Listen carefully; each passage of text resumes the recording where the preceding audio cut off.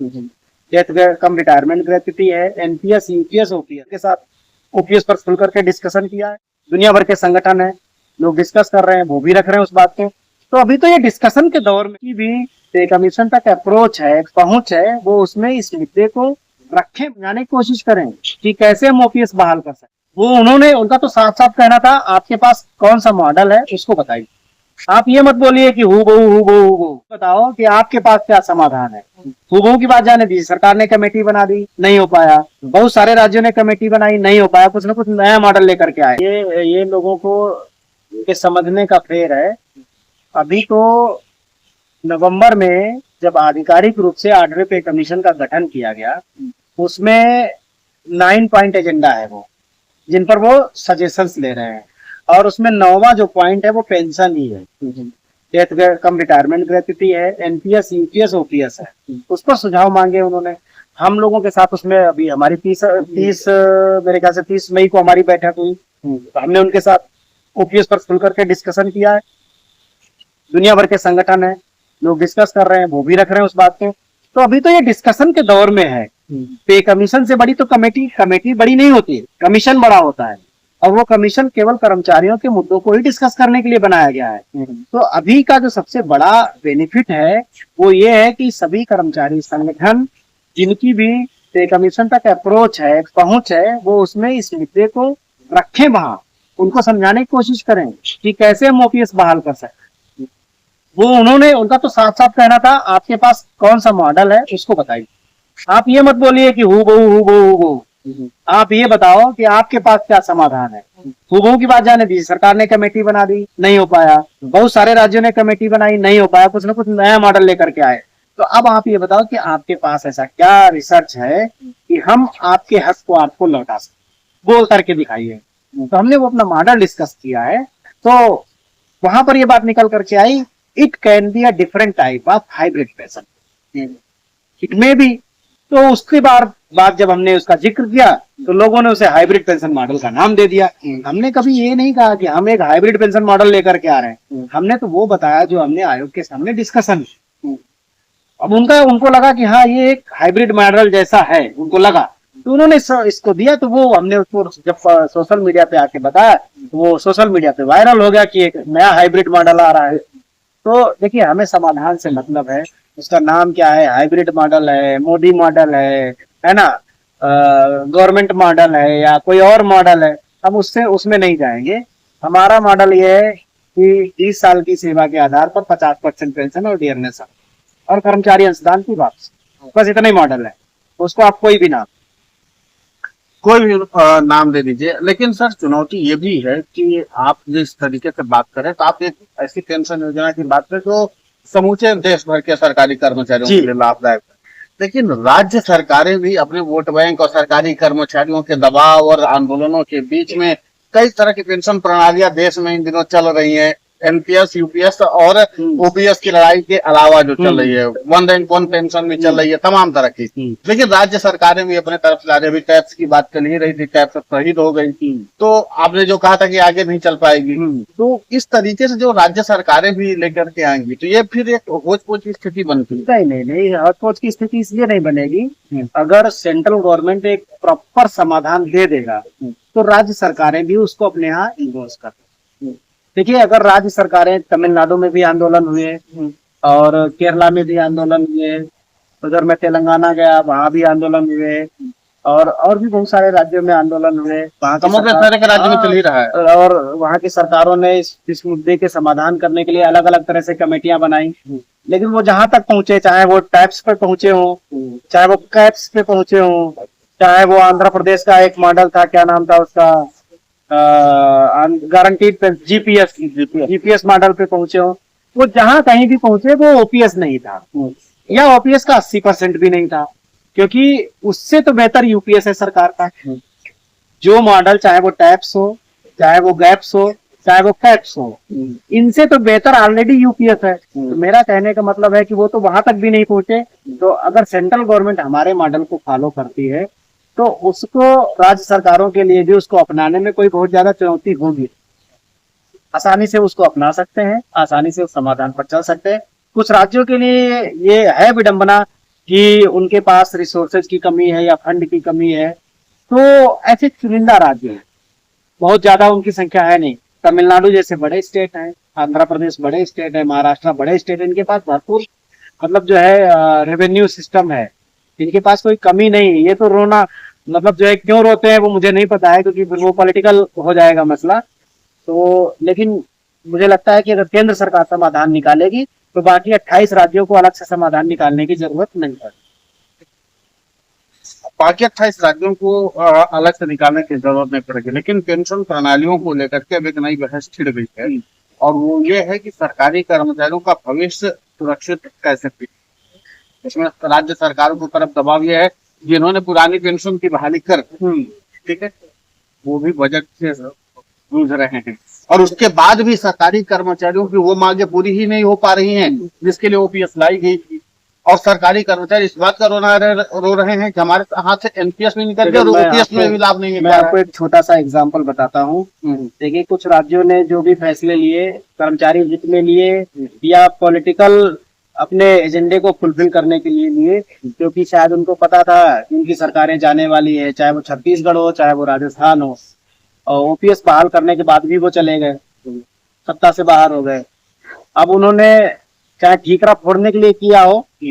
अभी प्रॉब्लम यह है कि छत्तीसगढ़ का मैं एक एग्जांपल लेता हूँ, वहाँ 50% पेंशन की गारंटी 33 साल की नौकरी के बाद है, और यूपीएस में पेंशन 50% की गारंटी कितना है, 25 साल के बाद है। 8 साल का डिफरेंस ऐसे ही। अब 33 साल तो छत्तीसगढ़ में किसी की नौकरी नहीं हो पा रही। जो पेंशन की लड़ाई जो 1,80,000 लोग लड़ रहे थे, उसमें 90% टीचर्स थे। वो टीचर थे जिन्हें 14-14, 12-12 साल की नौकरी के बाद रेगुलर किया गया था। तो 12-14 साल की तो नौकरी उनकी गैर रेगुलर में निकल गई। उनको नौकरी बड़ी मुश्किल से 16-17 साल की मिल पा रही है। तो 16-17 साल में तो उनकी 25% ही पेंशन बनेगी छत्तीसगढ़ के कानून के हिसाब से। और जबकि 16-17 साल में अगर यूपीएस में देखो तो 25-35% पेंशन बनेगी। 17 साल में 34% हो गई, 16 साल में 32% पेंशन हो गई।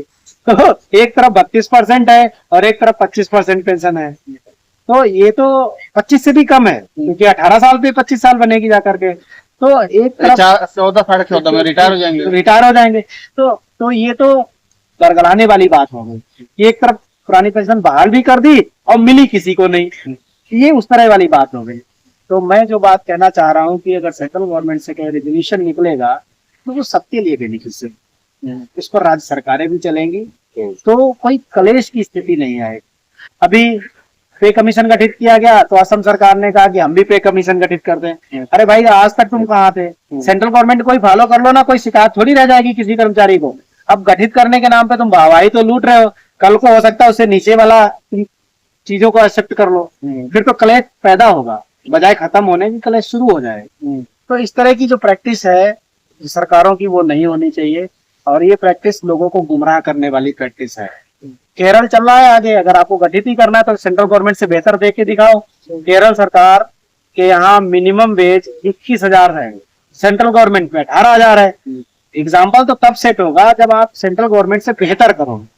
बेहतर नहीं करना है तो अलग से पे कमीशन क्यों गठित कर रहे हो? अपने लोगों के लिए चीजों को डिले करने की ये प्रैक्टिस है। आप बोलोगे हमने पे कमीशन अलग से गठित कर रखा है, हमारे पे कमीशन की जब रिपोर्ट आएगी जो आएगी हम उसके आधार पर देंगे पेंशन। अभी लोग खुश है, कल को गालियां देंगे, क्योंकि उनको पता है आप उनसे बेहतर नहीं दोगे। बेहतर देने की संभावना बहुत कम है, खराब देने की संभावना ज्यादा।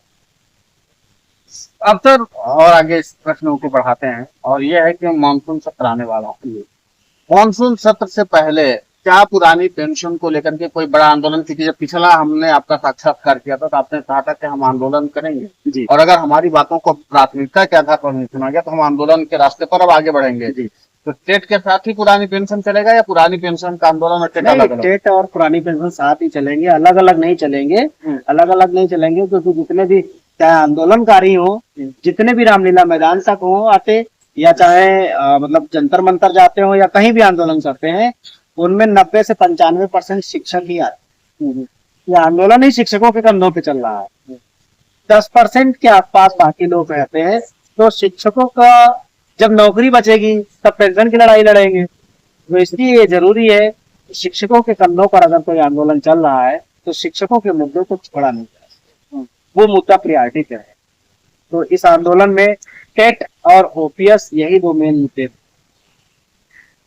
तो अब ये जो आपने प्राथमिकता तय कर दी है और आपने जैसे कि पहले भी बताया कि हम बहुत बड़े लेवल पर आंदोलन करने वाले, तो बहु पुरानी पेंशन वाला जो वर्ग है, जो तमाम तरह के हमें किसी वर्ग वर्ग से लेना देना नहीं है, अपनी ढपली अपना राग लोग अलापते रहेंगे। देखिए बहुत सारे लोगों का काम क्या है पता ना, जब तक मुद्दा रहेगा तब तक धंधा रहेगा। बहुत सारे नेताओं का ये काम है, तो वो हु बहू टू बहू सु बहू चिल्लाते रहेंगे। वो समझ गए ना। देखिए हमारे सेंट्रल गवर्नमेंट में बहुत सारे लोग रिटायर हो चुके हैं, बहुत सारे, और उनको 200-300 रुपए की पेंशन मिल रही थी। बहुत सारे लोग रिटायर होकर के मर भी गए। तो हमारे लिए बहुत सारे लोग रिटायर हो चुके हैं, बहुत सारे लोग 2-4 महीने में रिटायर हो जाएंगे। हमारे लिए सबसे ज्यादा जरूरी ये है कि उन्हें पहले 200-300 रुपए से बढ़ा करके 10-15 हजार पे लाना। अगर वो 25,000 पे नहीं पहुंच रहे तो 200-300 रुपए में उनको नहीं छोड़ा जा सकता। सबसे ज्यादा जरूरी है कि वो कम से कम 15,000 20,000 उनको पेंशन मिले, तो पहले उनका खाना दाना पानी चले। ये नहीं कि खाएंगे तो पूरा 56 भोग ही खाएंगे, नहीं बीपी शुगर की दवाई तो आ जाएगी। हाँ, तो वो हमारे लिए ये इम्पोर्टेंट है।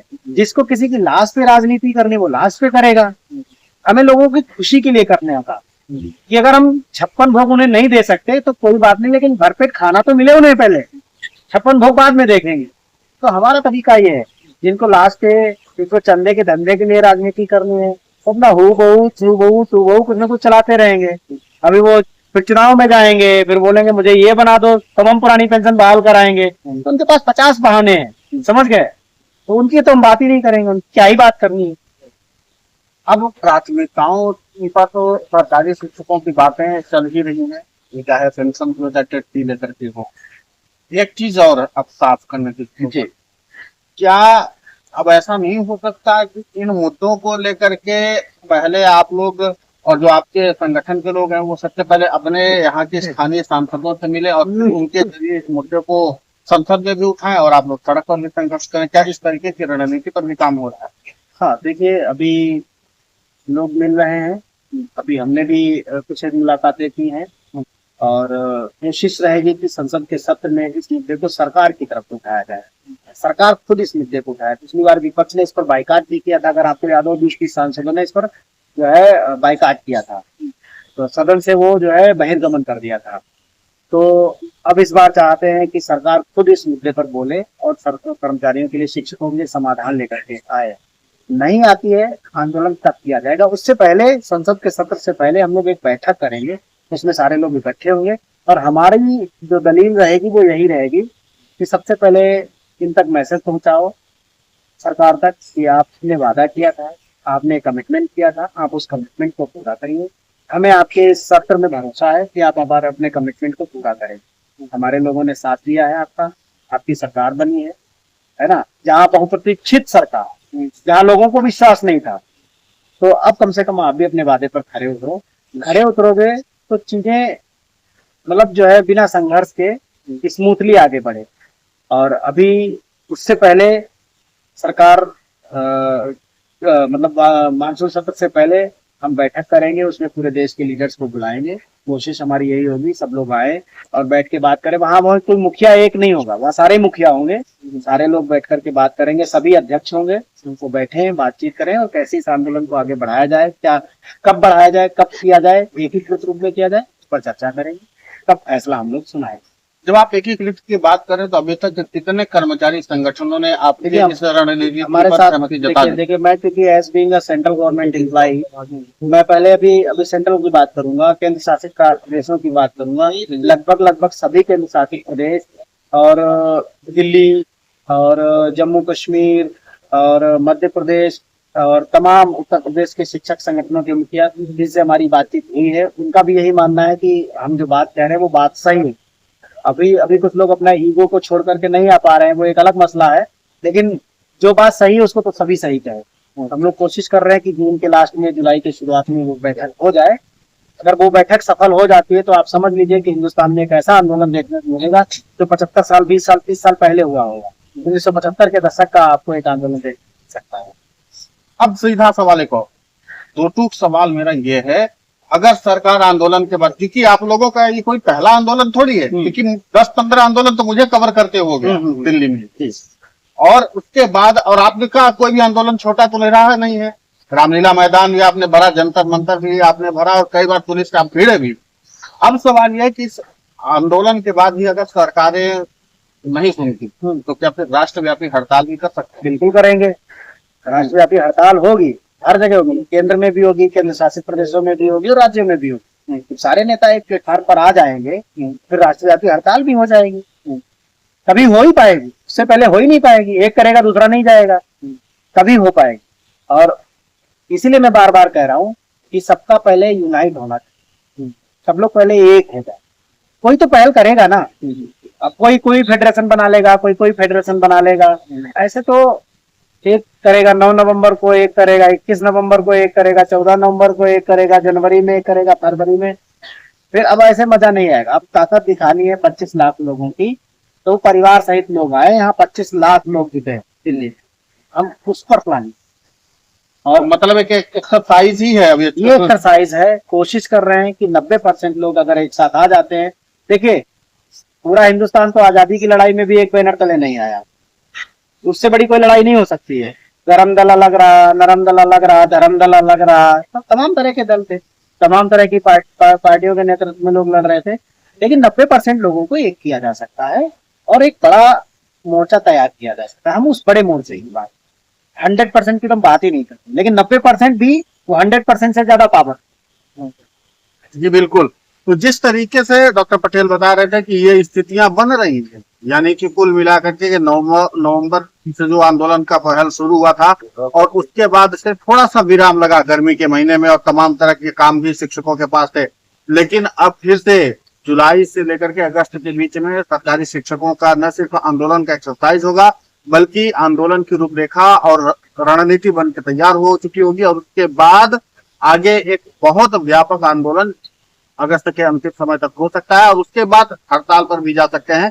तो फिलहाल नवोदित भास्कर में आपको इस साक्षात्कार को लेकर के कोई अगर प्रश्न है तो आप उसको नीचे लिख भेजिए, और अगर आपका ये लगता है कि कोई सुझाव है तो उसको भी लिख दीजिए आप। और इसके अलावा आप आंदोलन के लिए कितने तैयार हो वो भी लिखिए, सब कुछ लिखिए, क्योंकि कमेंट बॉक्स खुला हुआ है। और इन सब के बीच में अगर आपका कोई प्रश्न छूट गया है, हमने सभी प्रश्नों को लिया है सर, लेकिन फिर भी अगर कोई प्रश्न छूट गया तो आप उसको लिख भेजिए हमारे पास, और इसके बाद अगर वो जो प्रश्न होंगे तो हम सर से साथ साझा करेंगे। सर आपने व्यस्तता में से और हमारे दिन का थैंक यू।